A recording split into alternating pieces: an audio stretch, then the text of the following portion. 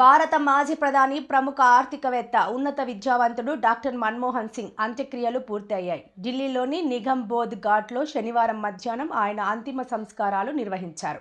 సైనిక లాంఛనాలతో మౌనమునికి అంతిమ వీడ్కోలు పలికారు.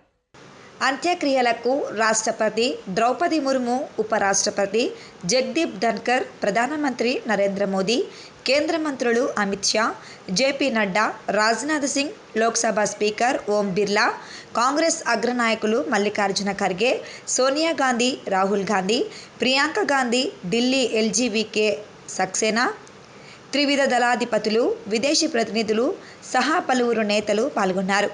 చివరిసారిగా ఆయన పార్థివ దేహం వద్ద అంజలి ఘటించి కన్నీటి వీడ్కోలు పలికారు.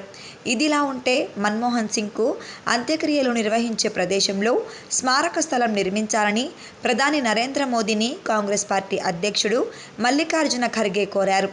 దేశానికి 2 సార్లు ప్రధానిగా సేవలందించిన మన్మోహన్ సింగ్కు స్మారక స్థలం ఏర్పాటు చేసే విషయమై శుక్రవారం ఉదయం ప్రధాని మోదీతో ఫోన్లో ఖర్గే మాట్లాడారు. తాజాగా ఈ అంశంపై 2 పేజీల లేఖ రాసిన ఖర్గే, రాజనీతిజ్ఞులు, మాజీ ప్రధానులకు అంత్యక్రియలు జరిగిన స్థలంలోనే వారి స్మారకాలు నిర్మించిన సాంప్రదాయం ఉందని గుర్తు చేశారు. దేశ ప్రజల హృదయాల్లో మన్మోహన్ సింగ్ అత్యంత గౌరవనీయ స్థానం కలిగి ఉన్నారని, ఆయన సేవలు, సాధించిన విజయాలు అపూర్వమని కొనియాడారు.